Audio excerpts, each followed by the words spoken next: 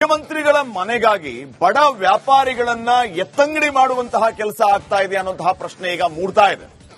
ಈಗ ಮೊನ್ನೆ ತಾವು ಗಮನಿಸ್ತಾ ಇದ್ರಿ, ಸಿಎಂ ಮನೆಯ ನವೀಕರಣಕ್ಕಾಗಿ ಕೋಟಿ ಕೋಟಿ ವೆಚ್ಚದ ವಿಚಾರ ಆಕ್ರೋಶಕ್ಕೆ ಕಾರಣ ಆಗಿತ್ತು. ಈಗ ಮತ್ತೊಂದು ಕಡೆ ತಮ್ಮ ಮನೆಗಾಗಿ ಬಡ ವ್ಯಾಪಾರಿಗಳನ್ನ ಎತ್ತಂಗಡಿ ಮಾಡ್ತಾ ಇದ್ದಾರಾ? ಫುಟ್ಪಾತ್ ಮೇಲೆ ವ್ಯಾಪಾರಿಗಳ ಬದುಕಿಗೆ ಬರೆ ಹಾಕುವಂತ ಕೆಲಸ ಆಗ್ತಾ ಇದೆ. ಮೈಸೂರು ಪಾಲಿಕೆ ಅಧಿಕಾರಿಗಳಿಂದ ಅಮಾನವೀಯ ನಡೆ, ಇದು ಆಕ್ರೋಶಕ್ಕೆ ಕಾರಣವಾಗ್ತಾ ಇರೋದು. ಮುಖ್ಯಮಂತ್ರಿಗಳ ನೂತನ ಮನೆಗಾಗಿ ಅಲ್ಲಿರುವ ಬಡವರನ್ನ ಎತ್ತಂಗಡಿ ಮಾಡುವಂತ ಕೆಲಸ ಆಗ್ತಾ ಇದೆಯಾ? ಹಾಗಿದ್ರೆ ಈ ರೀತಿ ಮೈಸೂರು ಬಿಜೆಪಿ ನಾಯಕರು ಗಂಭೀರವಾದ ಆರೋಪವನ್ನ ಮಾಡ್ತಾ ಇದ್ದಾರೆ. ಮೈಸೂರಿನ ವಿಶ್ವಮಾನವ ರಸ್ತೆಯಲ್ಲಿ ಸಿದ್ದರಾಮಯ್ಯ ಅವರ ಮನೆ ಇದೆ. 2 ತಿಂಗಳಲ್ಲಿ ಸಿದ್ದರಾಮಯ್ಯ ಅವರ ನೂತನ ಮನೆಯ ಗೃಹ ಪ್ರವೇಶ ಕೂಡ ಇದೆ. ಮುಖ್ಯಮಂತ್ರಿಗಳ ಮನೆಯಿಂದ 100 ಮೀಟರ್ ಅಂತರದಲ್ಲಿ ಎತ್ತಂಗಡಿ ಮಾಡುವಂತ ಕೆಲಸ ಆಗ್ತಾ ಇದೆಯಂತೆ. 35 ವರ್ಷದಿಂದ ವ್ಯಾಪಾರ ಮಾಡ್ತಾ ಇದ್ದ 20 ಅಂಗಡಿಗಳನ್ನ ಮುಖ್ಯಮಂತ್ರಿಗಳ ಮನೆಗಾಗಿ ಎತ್ತಂಗಡಿ ಮಾಡುವಂತ ಕೆಲಸ. ಬೆಂಗಳೂರು ಮೂಲದ ವಕೀಲ ಚಂದನ್ ಪಾಲಿಕೆಗೆ ದೂರು ಕೊಟ್ಟಿದ್ದಾರೆ. ವಿಚಾರವಾಗಿ ಫುಟ್ಪಾತ್ ವ್ಯಾಪಾರದಿಂದ ಸಾರ್ವಜನಿಕರಿಗೆ ತೊಂದರೆಯ ದೂರು. ಈ ದೂರಿನ ನೆಪದಲ್ಲಿ ನೋಟಿಸ್ ನೀಡಿ ಅಂಗಡಿಗಳನ್ನ ಎತ್ತಂಗಡಿ ಮಾಡುವಂತ ಕೆಲಸ ಆಗ್ತಾ ಇದೆ. ಈ ವಿಚಾರವಾಗಿ ಬಿಜೆಪಿ ನಗರ ವಕ್ತಾರ ಮೋಹನ್ ಗಂಭೀರವಾದ ಆರೋಪವನ್ನ ಮಾಡಿದ್ದಾರೆ.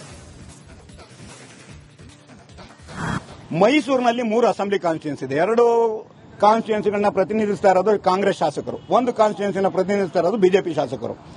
ಬಿಜೆಪಿ ಶಾಸಕರು ಇರೋ ಕಡೆ ಮಾತ್ರ ಇವರು ಕಾನೂನುಗಳನ್ನ ಚಾಲೂ ಮಾಡ್ತಾ ಇದ್ದಾರೆ.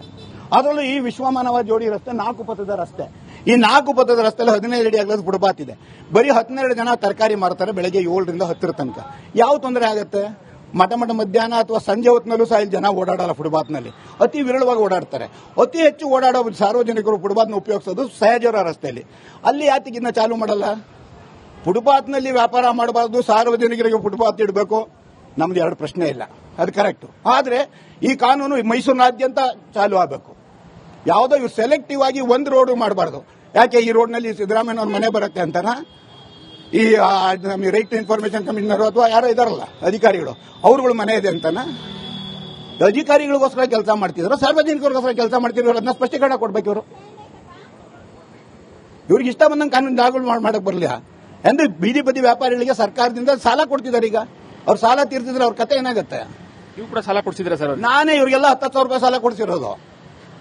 PM ಸ್ವನಿಧಿ ಯೋಜನೆಯಿಂದ ಸಾಲ ಕೊಡ್ಸಿದ್ದೀನಿ. ಇವ್ರು ನಾಳೆ ಕಟ್ತಿದ್ರು ಮೈಕ್ರೋ ಫೈನಾನ್ಸ್ ಕಿರುಕುಳಕ್ಕೆ ಒಳಗಾದಂಗೆ ಬ್ಯಾಂಕ್ನವ್ರು ಕಿರುಕುಳ ಕೊಟ್ಟು ಇವರು ಅದೇ ಕತೆ ಆಗುತ್ತೆ.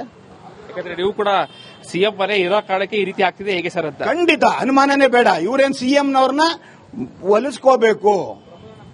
ಸಿಎಂ ಅವ್ರ ಸೂಚನೆನೂ ಬಂದಿರಬಹುದು, ನಂದೇನು ಗೊತ್ತಿಲ್ಲ. ಅದು ಮೈಸೂರಿನಲ್ಲಿ 3 ಸಿಎಂ ಸಿದ್ದರಾಮಯ್ಯನವರು ಮೈಸೂರಿನ ವಿಶ್ವಮಾನವ ರಸ್ತೆಯಲ್ಲಿ ನೂತನವಾದಂತಹ ಮನೆಯನ್ನ ಕಟ್ಟಿಸ್ತಾ ಇದ್ದಾರೆ. ಆ ಮನೆಗೆ ಹೋಗುವಂತಹ ರಸ್ತೆ ಏನಿದೆ ವಿಶ್ವಮಾನವ ರಸ್ತೆಯಲ್ಲೂ ಕೂಡ ಏನು ರಸ್ತೆ ಬದಿಯ ವ್ಯಾಪಾರಿಗಳೀಗ ದೊಡ್ಡ ಮಟ್ಟದ ಶಾಕ್ ಎದುರಾಗಿರುವಂತದ್ದು. ಈಗ ಕೂಡ ಈ ರಸ್ತೆ ಬದಿಯಲ್ಲಿ ಯಾರು ಕೂಡ ವ್ಯಾಪಾರವನ್ನು ಮಾಡಬಾರದು ಅಂತೇಳಿ ಈಗಾಗಲೇ ಪಾಲಿಕೆಯಿಂದ ನೋಟಿಸ್ ಬಂದಿದೆ. ನನಗೆ ಸದ್ಯ ವಿಶ್ವಮಾನವ ರಸ್ತೆ ಜೋಡಿ ರಸ್ತೆಯಲ್ಲಿ ಇದ್ದೇನೆ. ಈ ರಸ್ತೆ ಸುಮಾರು 25-30 ವರ್ಷಗಳ ಹಳೆಯ ರಸ್ತೆಯಾಗಿದೆ. ಸುಮಾರು 100 ಅಡಿ ಉದ್ದ ಅಗಲ ಇರುವಂತಹ ರಸ್ತೆ ಇದು. 2 ಬದಿಯಲ್ಲೂ ಕೂಡ ದೊಡ್ಡ ಮಟ್ಟದ ಪಾರ್ಕಿಂಗ್ ಅದೇ ಫುಟ್ಪಾತ್ಗಳಿದೆ. ಜನರಿಗೆ ಯಾವುದೇ ರೀತಿಯಾದಂತಹ ತೊಂದರೆ ಆಗದಿದ್ರು ಕೂಡ ಈ ಅಕ್ಕಪಕ್ಕದ ರಸ್ತೆಗಳಲ್ಲೂ ಕೂಡ ಈಗಾಗಲೇ ಕಳೆದ 15-20-25 ವರ್ಷಗಳಿಂದಲೂ ಕೂಡ ಸುಮಾರು 15 ರಿಂದ 16 ಜನರು ಈ ರಸ್ತೆ ಬದಿಯಲ್ಲಿ ತರಕಾರಿ ವ್ಯಾಪಾರ ಇರಬಹುದು, ಇನ್ನಿತರ ವ್ಯಾಪಾರಗಳ ಮಾಡಿಕೊಂಡು ಆ ಜೀವನ ನಡೆಸ್ತಾ ಇದ್ದಾರೆ.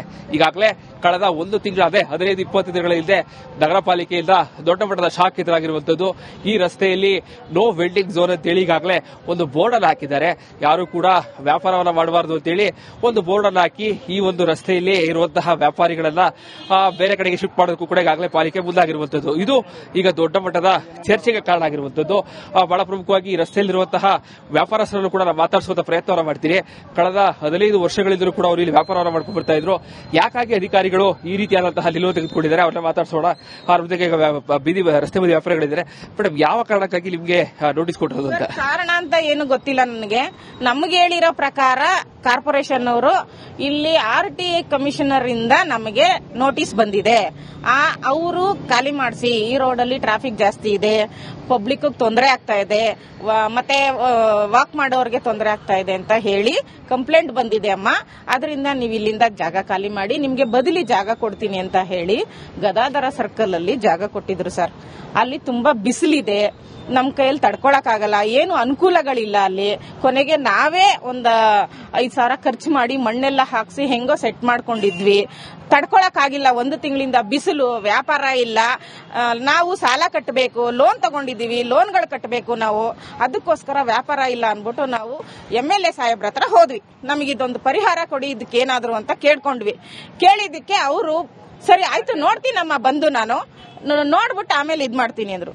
ಮೊನ್ನೆ ಮಂಗಳವಾರ ಇಲ್ಲಿಗೆ ಬಂದ್ರು ಸರ್ ಅವರು. MLA ಸಾಹೇಬ್ರೆ ಬಂದು ನೀವು 5 ಜನ ಮಾತ್ರ ಇಲ್ಲಿರಿ, ಇನ್ನು ಮಿಕ್ಕದವ್ರಿಗೆ ಇಲ್ಲಿ ಬೇಡ, ಅವಾಗ ಯಾರಿಗೂ ತೊಂದರೆ ಆಗೋದಿಲ್ಲ, ಅದಕ್ಕೋಸ್ಕರ ನೀವು ಮಾತ್ರ ಇಲ್ಲಿ ವ್ಯಾಪಾರ ಮಾಡ್ಕೊಳ್ಳಿ, ನಾನು ಅವ್ರ ಹತ್ರ ಮಾತಾಡ್ಕೋತೀನಿ ಅಂತ ಹೇಳ್ಬಿಟ್ಟು ನಮ್ಮ 5 ಜನನ್ನ ಇಲ್ಲಿ ಇರಿಸಿದ್ದಾರೆ ಸರ್. ಕ್ಯಾಮರಾ ಪರ್ಸನ್ ಸಚಿನ್ ಜೊತೆಗೆ ವಿನೋದ್ ಪಡೋರ್, ರಿಪಬ್ಲಿಕ್ ಕನ್ನಡ, ಮೈಸೂರು. ಮುಖ್ಯಮಂತ್ರಿಗಳ ಮನೆಗಾಗಿ ಬಡ ವ್ಯಾಪಾರಿಗಳನ್ನ ಎತ್ತಂಗಡಿ ಮಾಡುವಂತಹ ಕೆಲಸ ಆಗ್ತಾ ಇದೆ ಅನ್ನುವಂತಹ ಪ್ರಶ್ನೆ ಈಗ ಮೂಡ್ತಾ ಇದೆ. ಈಗ ಮೊನ್ನೆ ತಾವು ಗಮನಿಸ್ತಾ ಇದ್ರಿ, ಸಿಎಂ ಮನೆಯ ನವೀಕರಣಕ್ಕಾಗಿ ಕೋಟಿ ವೆಚ್ಚದ ವಿಚಾರ ಆಕ್ರೋಶಕ್ಕೆ ಕಾರಣ ಆಗಿತ್ತು.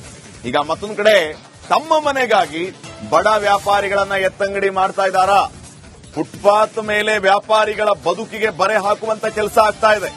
ಮೈಸೂರು ಪಾಲಿಕೆ ಅಧಿಕಾರಿಗಳಿಂದ ಅಮಾನವೀಯ ನಡೆ, ಇದು ಆಕ್ರೋಶಕ್ಕೆ ಕಾರಣವಾಗ್ತಾ ಇದೆ.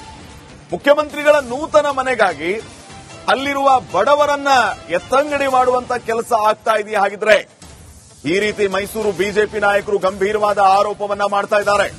ಮೈಸೂರಿನ ವಿಶ್ವಮಾನವ ರಸ್ತೆಯಲ್ಲಿ ಸಿದ್ದರಾಮಯ್ಯ ಅವರ ಮನೆ ಇದೆ. 2 ತಿಂಗಳಲ್ಲಿ ಸಿದ್ದರಾಮಯ್ಯ ಅವರ ನೂತನ ಮನೆಯ ಗೃಹ ಪ್ರವೇಶ ಕೂಡ ಇದೆ. ಮುಖ್ಯಮಂತ್ರಿಗಳ ಮನೆಯಿಂದ 100 ಮೀಟರ್ ಅಂತರದಲ್ಲಿ ಎತ್ತಂಗಡಿ ಮಾಡುವಂತ ಕೆಲಸ ಆಗ್ತಾ ಇದೆಯಂತೆ. 35 ವರ್ಷದಿಂದ ವ್ಯಾಪಾರ ಮಾಡ್ತಾ ಇದ್ದ 20 ಅಂಗಡಿಗಳನ್ನ ಮುಖ್ಯಮಂತ್ರಿಗಳ ಮನೆಗಾಗಿ ಎತ್ತಂಗಡಿ ಮಾಡುವಂತ ಕೆಲಸ. ಬೆಂಗಳೂರು ಮೂಲದ ವಕೀಲ ಚಂದನ್ ಪಾಲಿಕೆಗೆ ದೂರು ಕೊಟ್ಟಿದ್ದಾರೆ. ಈ ವಿಚಾರವಾಗಿ ಫುಟ್ಪಾತ್ ವ್ಯಾಪಾರದಿಂದ ಸಾರ್ವಜನಿಕರಿಗೆ ತೊಂದರೆಯ ದೂರು. ಈ ದೂರಿನ ನೆಪದಲ್ಲಿ ನೋಟಿಸ್ ನೀಡಿ ಅಂಗಡಿಗಳನ್ನ ಎತ್ತಂಗಡಿ ಮಾಡುವಂತ ಕೆಲಸ ಆಗ್ತಾ ಇದೆ. ಈ ವಿಚಾರವಾಗಿ ಬಿಜೆಪಿ ನಗರ ವಕ್ತಾರ ಮೋಹನ್ ಗಂಭೀರವಾದ ಆರೋಪವನ್ನ ಮಾಡಿದ್ದಾರೆ. ಮೈಸೂರಿನಲ್ಲಿ 3 ಅಸೆಂಬ್ಲಿ ಕಾನ್ಸ್ಟಿಟ್ಯೂನ್ಸಿ ಇದೆ. 2 ಕಾನ್ಸ್ಟಿಟ್ಯೂನ್ಸಿಗಳನ್ನ ಪ್ರತಿನಿಧಿಸ್ತಾ ಇರೋದು ಕಾಂಗ್ರೆಸ್ ಶಾಸಕರು, 1 ಕಾನ್ಸ್ಟಿಟ್ಯೂನ್ಸಿನ ಪ್ರತಿನಿಧಿಸ್ತಾ ಇರೋದು ಬಿಜೆಪಿ ಶಾಸಕರು. ಬಿಜೆಪಿ ಶಾಸಕರು ಇರೋ ಕಡೆ ಮಾತ್ರ ಇವರು ಕಾನೂನುಗಳನ್ನ ಚಾಲೂ ಮಾಡ್ತಾ ಇದ್ದಾರೆ. ಅದರಲ್ಲೂ ಈ ವಿಶ್ವಮಾನವ ಜೋಡಿ ರಸ್ತೆ 4 ಪಥದ ರಸ್ತೆ. ಈ 4 ಪಥದ ರಸ್ತೆಯಲ್ಲಿ 15 ಅಡಿ ಅಗಲದ ಫುಟ್ಪಾತ್ ಇದೆ. ಬರೀ 12 ಜನ ತರಕಾರಿ ಮಾರ್ತಾರೆ ಬೆಳಗ್ಗೆ 7ರಿಂದ 10 ತನಕ. ಯಾವ ತೊಂದರೆ ಆಗುತ್ತೆ? ಮಠ ಮಧ್ಯಾಹ್ನ ಅಥವಾ ಸಂಜೆ ಹೊತ್ತಿನಲ್ಲೂ ಸಹ ಜನ ಓಡಾಡಲ್ಲ ಫುಟ್ಪಾತ್ನಲ್ಲಿ, ಅತಿ ವಿರಳವಾಗಿ ಓಡಾಡ್ತಾರೆ. ಅತಿ ಹೆಚ್ಚು ಓಡಾಡೋ ಸಾರ್ವಜನಿಕರು ಫುಟ್ಪಾತ್ನ ಉಪಯೋಗಿಸೋದು ಸಹಜವರ ರಸ್ತೆಯಲ್ಲಿ. ಅಲ್ಲಿ ಯಾತಿಗಿನ್ನ ಚಾಲೂ ಮಾಡಲ್ಲ? ಫುಟ್ಪಾತ್ನಲ್ಲಿ ವ್ಯಾಪಾರ ಮಾಡಬಾರ್ದು, ಸಾರ್ವಜನಿಕರಿಗೆ ಫುಟ್ಪಾತ್ ಇಡಬೇಕು, ನಮ್ದು 2 ಪ್ರಶ್ನೆ ಇಲ್ಲ, ಅದು ಕರೆಕ್ಟ್. ಆದ್ರೆ ಈ ಕಾನೂನು ಮೈಸೂರಿನಾದ್ಯಂತ ಚಾಲೂ ಆಗಬೇಕು. ಯಾವುದೋ ಇವ್ರು ಸೆಲೆಕ್ಟಿವ್ ಆಗಿ ಒಂದು ರೋಡ್ ಮಾಡಬಾರ್ದು. ಯಾಕೆ ಈ ರೋಡ್ನಲ್ಲಿ ಸಿದ್ದರಾಮಯ್ಯನವ್ರ ಮನೆ ಬರುತ್ತೆ ಅಂತನಾ? ಈ ರೈಟ್ ಇನ್ಫಾರ್ಮೇಶನ್ ಕಮಿಷನರ್ ಅಥವಾ ಯಾರೋ ಇದಾರಲ್ಲ ಅಧಿಕಾರಿಗಳು, ಅವ್ರುಗಳ ಮನೆ ಇದೆ ಅಂತನಾ? ಅಧಿಕಾರಿಗಳಿಗೋಸ್ಕರ ಕೆಲಸ ಮಾಡ್ತಿದ್ರು, ಸಾರ್ವಜನಿಕರಿಗೋಸ್ಕರ ಕೆಲಸ ಮಾಡ್ತಿದ್ರು, ಅದನ್ನ ಸ್ಪಷ್ಟೀಕರಣ ಕೊಡ್ಬೇಕು. ಇವ್ರಿಗೆ ಇಷ್ಟ ಬಂದಂಗೆ ಕಾನೂನು ದಾಖಲು ಮಾಡಕ್ ಬರಲಿಲ್ಲ ಎಂದು ಬೀದಿ ಬದಿ ವ್ಯಾಪಾರಿಗಳಿಗೆ ಸರ್ಕಾರದಿಂದ ಸಾಲ ಕೊಡ್ತಿದ್ದಾರೆ. ಈಗ ಅವ್ರು ಸಾಲ ತೀರ್ತಿದ್ರೆ ಅವ್ರ ಕತೆ ಏನಾಗುತ್ತೆ? ನೀವು ಕೂಡ ಸಾಲ ಕೊಡ್ಸಿದ್ರೆ ಸರ್? ನಾನೇ ಇವ್ರಿಗೆಲ್ಲ 10,000 ರೂಪಾಯಿ ಸಾಲ ಕೊಡ್ಸಿರೋದು. PM ಸ್ವನಿಧಿ ಯೋಜನೆಯಿಂದ ಸಾಲ ಕೊಡ್ಸಿದ್ದೀನಿ. ಇವ್ರು ನಾಳೆ ಕಟ್ಟಿದ್ರು ಮೈಕ್ರೋ ಫೈನಾನ್ಸ್ ಕಿರುಕುಳಗೊಳಗಾದಂಗೆ ಬ್ಯಾಂಕ್ನವ್ರು ಕಿರುಕುಳ ಕೊಟ್ಟು ಇವರು ಅದೇ ಕತೆ ಆಗುತ್ತೆ. ಯಾಕಂದ್ರೆ ನೀವು ಕೂಡ ಸಿಎಂ ಮನೆ ಇರೋ ಕಾರಣಕ್ಕೆ ಈ ರೀತಿ ಆಗ್ತಿದೆ ಹೇಗೆ ಸರ್ ಅಂತ? ಖಂಡಿತ ಅನುಮಾನನೇ ಬೇಡ. ಇವರೇನ್ ಸಿಎಂನವ್ರನ್ನ ಒಲಿಸ್ಕೋಬೇಕು. ಸಿಎಂ ಅವ್ರ ಸೂಚನೆನೂ ಬಂದಿರಬಹುದು, ನಂದೇನು ಗೊತ್ತಿಲ್ಲ. ಅದು ಮೈಸೂರಿನಲ್ಲಿ 3 ಸಿಎಂ ಸಿದ್ದರಾಮಯ್ಯನವರು ಮೈಸೂರಿನ ವಿಶ್ವಮಾನವ ರಸ್ತೆಯಲ್ಲಿ ನೂತನವಾದಂತಹ ಮನೆಯನ್ನ ಕಟ್ಟಿಸ್ತಾ ಇದ್ದಾರೆ. ಆ ಮನೆಗೆ ಹೋಗುವಂತಹ ರಸ್ತೆ ಏನಿದೆ ವಿಶ್ವಮಾನವ ರಸ್ತೆಯಲ್ಲೂ ಕೂಡ ಏನು ರಸ್ತೆ ಬದಿಯ ವ್ಯಾಪಾರಿಗಳೀಗ ದೊಡ್ಡ ಮಟ್ಟದ ಶಾಕ್ ಎದುರಾಗಿರುವಂತದ್ದು. ಈಗ ಕೂಡ ಈ ರಸ್ತೆ ಬದಿಯಲ್ಲಿ ಯಾರು ಕೂಡ ವ್ಯಾಪಾರವನ್ನು ಮಾಡಬಾರದು ಅಂತೇಳಿ ಈಗಾಗಲೇ ಪಾಲಿಕೆಯಿಂದ ನೋಟಿಸ್ ಬಂದಿದೆ.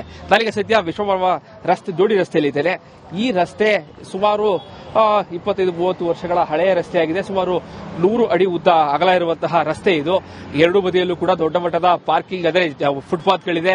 ಜನರಿಗೆ ಯಾವುದೇ ರೀತಿಯಾದಂತಹ ತೊಂದರೆ ಆಗದಿದ್ದರೂ ಕೂಡ ಈ ಅಕ್ಕಪಕ್ಕದ ರಸ್ತೆಗಳಲ್ಲೂ ಕೂಡ ಈಗಾಗಲೇ ಕಳೆದ 15-20-25 ವರ್ಷಗಳಿಂದಲೂ ಕೂಡ ಸುಮಾರು 15ರಿಂದ 16 ಜನರು ರಸ್ತೆ ಬದಿಯಲ್ಲಿ ತರಕಾರಿ ವ್ಯಾಪಾರ ಇರಬಹುದು, ಇನ್ನಿತರ ವ್ಯಾಪಾರಗಳ ಮಾಡಿಕೊಂಡು ಜೀವನ ನಡೆಸ್ತಾ ಇದ್ದಾರೆ. ಈಗಾಗಲೇ ಕಳೆದ ಒಂದು ತಿಂಗಳ 15-20 ದಿನಗಳ ಹಿಂದೆ ನಗರ ಪಾಲಿಕೆಯಿಂದ ದೊಡ್ಡ ಮಟ್ಟದ ಶಾಕ್ ಎದುರಾಗಿರುವಂತದ್ದು. ಈ ರಸ್ತೆಯಲ್ಲಿ ನೋ ವೆಲ್ಡಿಂಗ್ ಝೋನ್ ಅಂತೇಳಿ ಈಗಾಗಲೇ ಒಂದು ಬೋರ್ಡ್ ಅನ್ನು ಹಾಕಿದ್ದಾರೆ. ಯಾರು ಕೂಡ ವ್ಯಾಪಾರವನ್ನ ಮಾಡಬಾರದು ಅಂತೇಳಿ ಒಂದು ಬೋರ್ಡ್ ಅನ್ನು ಹಾಕಿ ಈ ಒಂದು ರಸ್ತೆಯಲ್ಲಿ ಇರುವಂತಹ ವ್ಯಾಪಾರಿಗಳನ್ನ ಬೇರೆ ಕಡೆಗೆ ಶಿಫ್ಟ್ ಮಾಡೋದಕ್ಕೂ ಕೂಡ ಈಗಾಗಲೇ ಪಾಲಿಕೆ ಮುಂದಾಗಿರುವಂತದ್ದು. ಇದು ಈಗ ದೊಡ್ಡ ಮಟ್ಟದ ಚರ್ಚೆಗೆ ಕಾರಣ ಆಗಿರುವಂತದ್ದು. ಬಹಳ ಪ್ರಮುಖವಾಗಿ ಈ ರಸ್ತೆಯಲ್ಲಿರುವಂತಹ ವ್ಯಾಪಾರಸ್ಥರನ್ನು ಕೂಡ ನಾವು ಮಾತಾಡಿಸುವಂತ ಪ್ರಯತ್ನವನ್ನ ಮಾಡ್ತೀರಿ.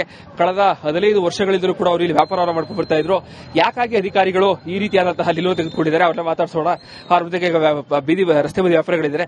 ಮೇಡಮ್, ಯಾವ ಕಾರಣಕ್ಕಾಗಿ ನಿಮಗೆ ನೋಟಿಸ್ ಕೊಟ್ಟಿರೋದು ಅಂತ? ಕಾರಣ ಅಂತ ಏನು ಗೊತ್ತಿಲ್ಲ ನನಗೆ. ನಮ್ಗೆ ಹೇಳಿರೋ ಪ್ರಕಾರ